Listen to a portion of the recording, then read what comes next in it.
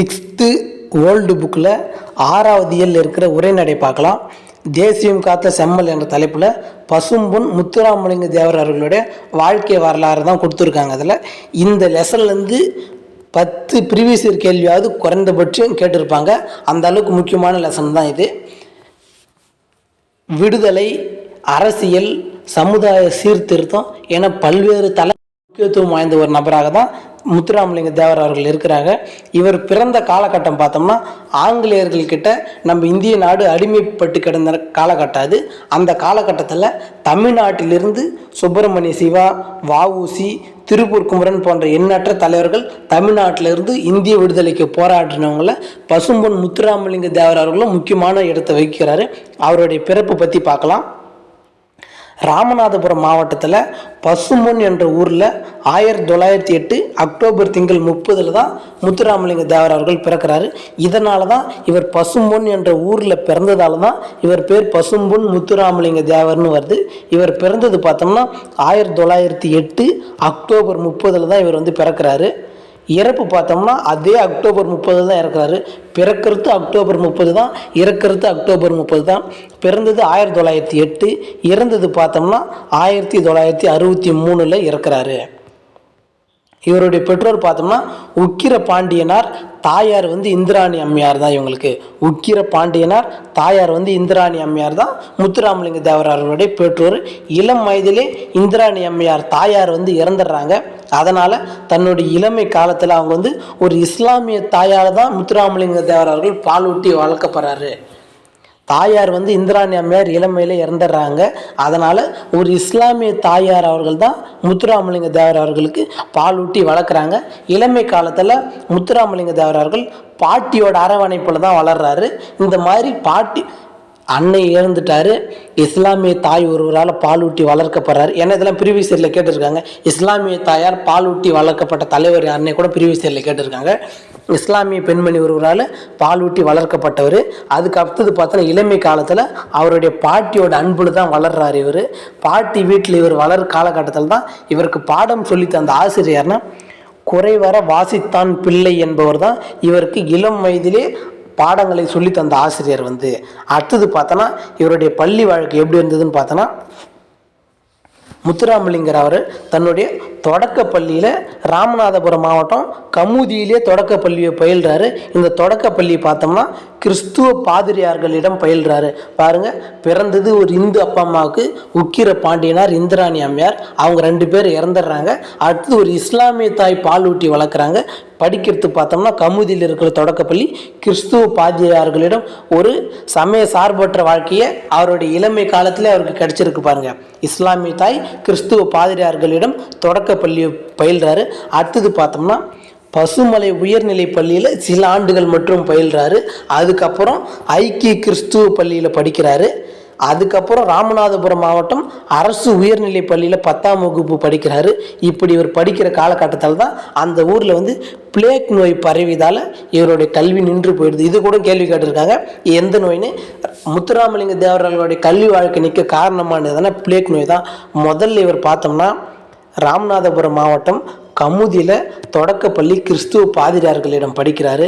அதுக்கு அடுத்தது பசுமலை உயர்நிலை பள்ளியில் சில ஆண்டுகள் படிக்கிறாரு. பின்னால் ஐக்கிய கிறிஸ்துவ பள்ளியில் படிக்கிறாரு. ராமநாதபுரம் மாவட்டத்தில் இருக்கிற அரசு உயர்நிலை பள்ளியில் 10ஆம் வகுப்பு படிக்கும் போது தான் அந்த ஊரில் பிளேக் நோய் வருது. அதனால் அவருடைய பள்ளி படிப்பு இடையிலே நின்று போயிடுது. பிளேக் நோயால் தன்னுடைய பள்ளி வாழ்க்கை நின்றாலும் தன்னுடைய கேள்வி அறிவு, பட்டறிவியை மிகுதியாக பெற்று தமிழ், ஆங்கிலம் ஆகிய 2 மொழியும் கற்றுக்குன்னு அதில் சொற்பொழிவாற்ற அளவுக்கு வல்லமை பெற்றவர் தான் முத்துராமலிங்க தேவர் அவர்கள். இவர் இளமையிலே சுபாஷ் சந்திர போஸால் ஈர்க்கப்படுறாரு. முத்துராமலிங்க தேவருடைய அரசியல் குரு யாருன்னா சுபாஷ் சந்திர போஸ் அவர்கள் தான். இவர் இளமையில் அரசியலில் நாட்டம் கொள்கிறாரு. சிலம்பம், குதிரையாற்றம், துப்பாக்கி சுடுதல், ஜோதிடம், மருத்துவம் என பல்வேறு தொலைவுகளில் கற்றறிந்த மேதையாக இருக்கிறாரு.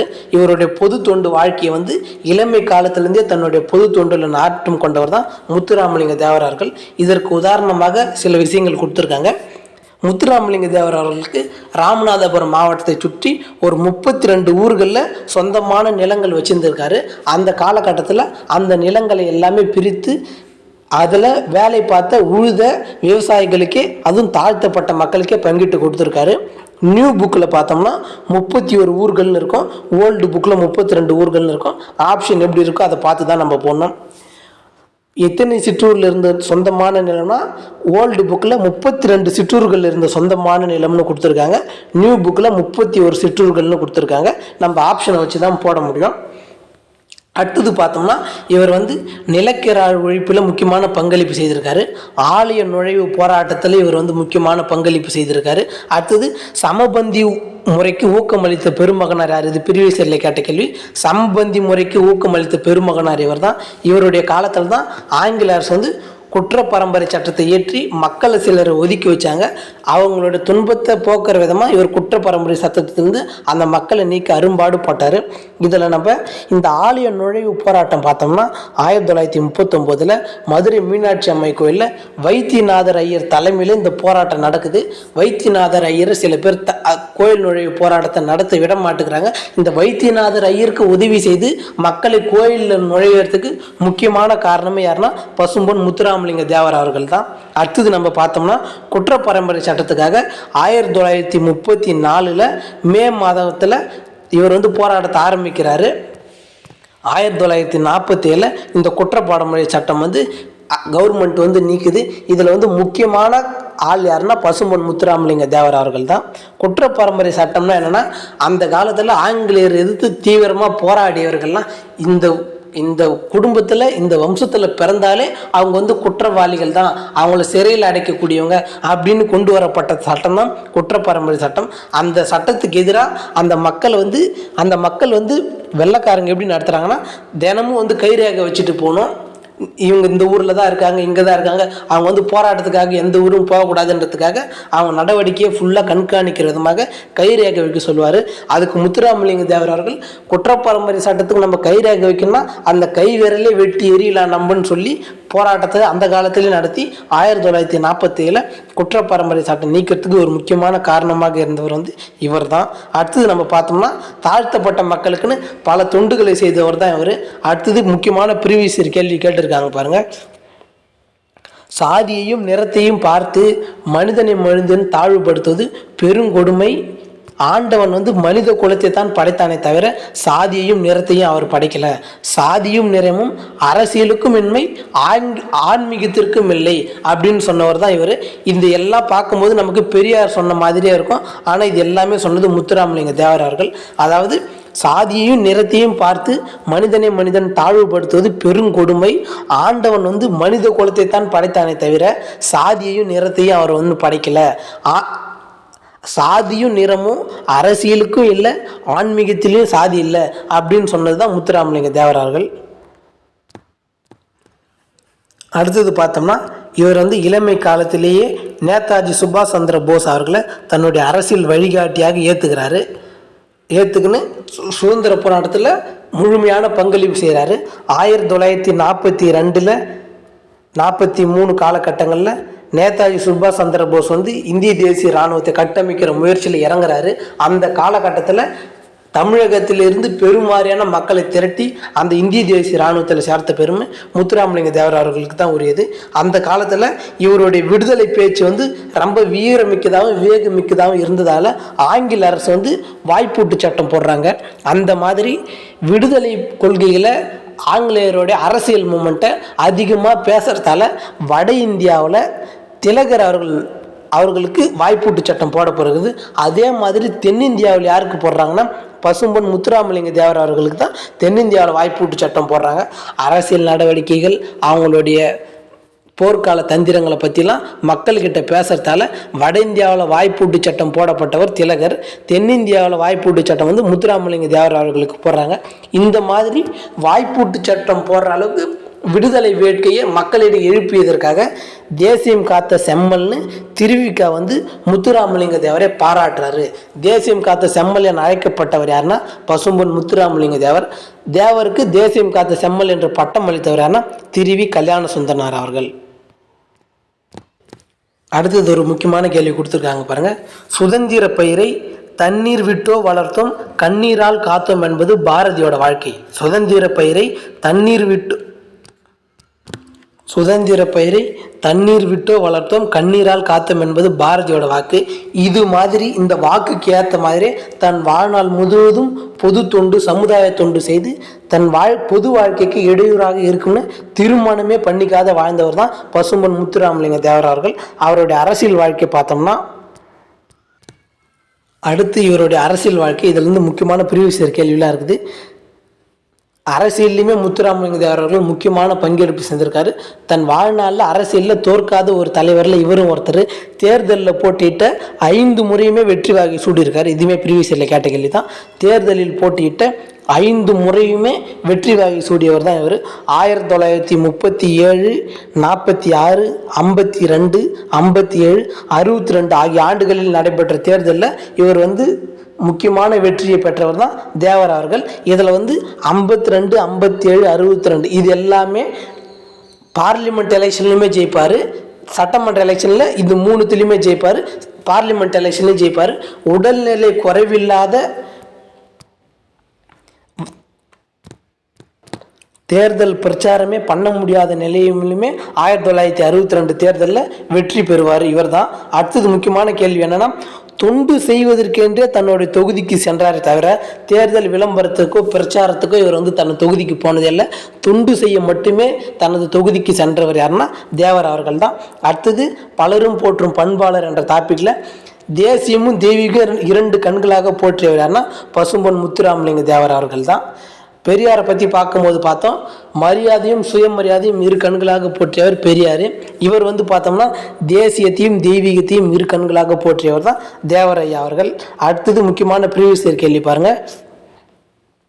வீரமில்லாத வாழ்வும் விவேகமில்லாத வீரமும் வீணாகும் என்று சமய சான்றோராக கருதப்பட்டார். இந்த வரி எதுனா அவருடைய சமயப்பற்ற சொல்கிறது தான் இந்த வரி. வீரமில்லாத வாழ்வும் விவேகமில்லாத வீரமும் வீணாகும் என்று சொன்னவர் யாருன்னா தேவரையா அவர்கள் தான். அடுத்தது இவருக்கு இருந்த சிறப்பு பெயர்கள் பாருங்க. வேதாந்த பாஸ்கர், பிரணவ கேசரி, சன்மார்க்க சண்ட மாருதம், இந்து புத்த சமய மேதை என்று பல பேர் இவர்கள்கிட்ட இருந்ததால் அனைத்து மதத்தினரிடமும் அன்பும் பரிவும் காட்டி அவர்களுடைய அன்பை பெற்றவர் தான் முத்துராமலிங்க தேவர் அவர்கள். இதுவுமே ஒரு முக்கியமான ப்ரீவியஸ் கேள்வி கேட்டதான். விவேகானந்தருடைய தூதராகவும் நேதாஜியோடைய தளபதியாக, சத்தியசீலனாக, முருக பக்தராக, ஆன்மீக புத்திராக, தமிழ் பாடும் சித்தராக, தென்பாண்டி சீமையோட முடிசூடா மன்னனாக, நீதி வழுவா நேர்மையாளராக, புலமையில் கபிலராக, வலிமையில் கரிகாலனாக, கொடையில கர்ணராக, பக்தியில பரமம்சராக, ஆக மொத்தம் இந்திய தாயோட நன்மகனாக திகழ்ந்தவர் தான் முத்துராமலிங்க தேவர் அவர்கள். இதெல்லாம் ரொம்ப முக்கியமானது. எதுக்கு எந்தெந்த ஆப்ஷன் வருதுன்னு நம்ம தெளிவாக பார்த்துக்கணும். விவேகானந்தருடைய தூதுவராக இருந்திருக்காரு, நேதாஜியோட தளபதியாக இருந்திருக்காரு, சத்தியசீலராக, அடுத்தது பார்த்தோம்னா முருக பக்தராக இருந்திருக்காரு, ஆன்மீகத்தில் புத்தராக இருந்திருக்காரு, தமிழ் பாடும் சித்தராக இருந்திருக்காரு, தென்பாண்டி சீமையோட முடிசூடா மன்னனாக இருந்திருக்காரு, மதுரை, சிவகங்கை, ராமநாதபுரம் இது போன்ற தென்பாண்டிக்கே முடிசூடா மன்னராக இருந்திருக்காரு, நீதி வழுவா நேர்மையாளராக, புலமையில் கபிலராக, வலிமையில் கர்ணனாக, கொடையில கர்ணனாக, வலிமையில் கரிகாலனாக, பக்தியில பரமம்சராக, ஆக மொத்தம் இந்திய தாயோட நன்மகனாக திகழ்ந்தவர் தான் முத்துராமலிங்க தேவர் அவர்கள். அடுத்தது இவர் சமுதாய மக்களுக்காக கூறிய சில அறிவுரைகள் கொடுத்துருக்காங்க பாருங்க. இறப்பு பிறப்பு பற்றி சொல்கிறாரு. இறப்பு என்பது எந்த வகையில் வேணாலும் வரலாம். பனை மரத்திலிருந்து விழுந்து பிழைத்தவனும் உண்டு, வரப்பிலிருந்து வழுக்கி விழுந்து இறந்தவனும் உண்டு என்ற தலைப்பில் இவர் மனிதனுடைய பிறப்பு இறப்பு பற்றி முக்கியமான கொள்கையை சொல்லியிருக்காங்க. இது ப்ரீவியஸ் இயரில் கேட்ட கேள்வி தான். அடுத்தது பார்த்தோம்னா இதுவும் ப்ரீவியஸ் இயர் தான். மனிதனோட மனநிலையை இருள் மருள் தெருள் அருள் என குறிப்பிட்டவர் யாருன்னா முத்துராமலிங்க தேவர் தான்.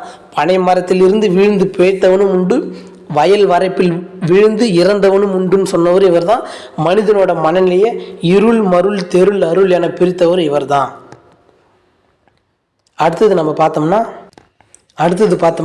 பிறப்பு 1909, அக்டோபர் 30 பிறந்தார்னு பார்த்தோம். இறப்பும் அதே தான், அக்டோபர் 30 தான். 1963 இறக்குறாரு முத்துராமலிங்க தேவர் அவர்கள்.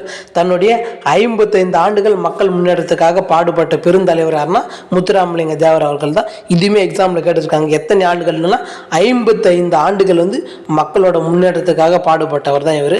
அடுத்ததாக இவர் 1963 அக்டோபர் 30 இயற்கை எழுதுறாரு. தமிழ்நாடு அரசு இவருக்கு செய்த சிறப்பு என்னன்னா, சென்னையில் முத்துராமலிங்க தேவர் அவருக்கு ஒரு திருவுருவ சிலை திறந்திருக்காங்க. அதற்கு தமிழ்நாடு அரசு அவர் திருவுருவ சிலை இருக்கிற அந்த சாலைக்குமே முத்துராமலிங்க தேவர் சாலை என்றே பெயர் வைத்திருக்காங்க. பசு முன்னிலையுமே இவருக்கு சிலை இருக்குது. இவருடைய வாழ்க்கை எப்படி இருக்குதுன்னா, நாட்டுப்பற்ற மத நல்லிணக்கத்தை மக்களிடையே ஊற்றுற விதமாக இருக்குது. இவருடைய சிலை இங்கே மட்டும் இல்லை, இந்திய நாடாளுமன்றத்திலையுமே இருக்குது. தமிழ்நாடு சட்டமன்றத்திலுமே முத்துராமலிங்க தேவர் அவருக்கு சிலை இருக்குது. இவரை பற்றி ஒரு முக்கியமான சிறப்பு தகவல் கொடுத்துருக்காங்க பாருங்கள். முத்துராமலிங்க தேவர் அவர்களுடைய விருப்பத்திற்கேற்ப ஐஎன்ஏவில் இந்திய தேசிய இராணுவத்தில் ஆள் சேர்க்கிற பொறுப்பு தமிழ்நாட்டிலேருந்து பெரும் ஆட்களை திரட்டி இந்திய தேசிய இராணுவத்தில் இணைத்த பெருமை முத்துராமலிங்க தேவர் அவருக்கு உண்டுன்னு நம்ம பார்த்தோம். முத்துராமலிங்க தேவர் அவர்களுடைய விருப்பத்தை ஏற்று நேதாஜி சுபாஷ் சந்திர போஸ் என்ன பண்ணுறாருன்னா, 1939 செப்டம்பர் 6 தமிழ்நாட்டிற்கு, அதுவும் மதுரைக்கு, குறிப்பாக நேதாஜி எந்த ஊருக்கு வராருன்னா மதுரைக்கு 1939 செப்டம்பர் 6 வராரு. அடுத்ததாக நடுவண் அரசு 1995 தேவர் அவர்களுக்கு அஞ்சல் தலையை வெளியிடுது. பெரியாருக்கு பார்த்தோம் 1978 பெரியார் 1973 இருக்கிறாரு. 78 இந்திய அரசு அஞ்சல் தலையை வெளியிட்டது. அதே மாதிரி தேவரும் 1963 இருக்கிறாரு. 95 இந்திய அரசு அஞ்சல் தலையை வெளியிடுது. முத்துராமலிங்க தேவர் ஏற்கனவே நம்ம பார்த்தோம் 32 ஊர் அல்லது 31 ஊர். இந்த ஊரில் இருக்கிற தன்னுடைய சொத்துக்கள் எல்லாம் அங்கே உழுத தாழ்த்தப்பட்ட மக்களுக்கே கொடுத்தாருன்னு நம்ம பார்த்தோம். அதே மாதிரி முத்துராமலிங்க தேவர் தன்னுடைய சொத்துக்களை 17 பாகமாக பிரிச்சிருக்காரு. 17 பாகமாக பிரித்து ஒரு பாகத்தை மட்டும் தான் வைத்து கொண்டு மீதி 16 பாகத்தையும் இனாம், அதாவது சாசனமாக பட்டா போட்டு அந்த தாழ்த்தப்பட்ட மக்களுக்கே கொடுத்துட்டாரு. இத்தகைய சிறப்பு பெற்ற ஒரு தலைவர் தான் முத்துராமலிங்க தேவர் அவர்கள். இவரை பற்றி இது வரைக்கும் 10க்கு மேற்பட்ட கேள்விகள் ப்ரீவியஸ் இயரில் கேள்வி கேட்டிருக்காங்க.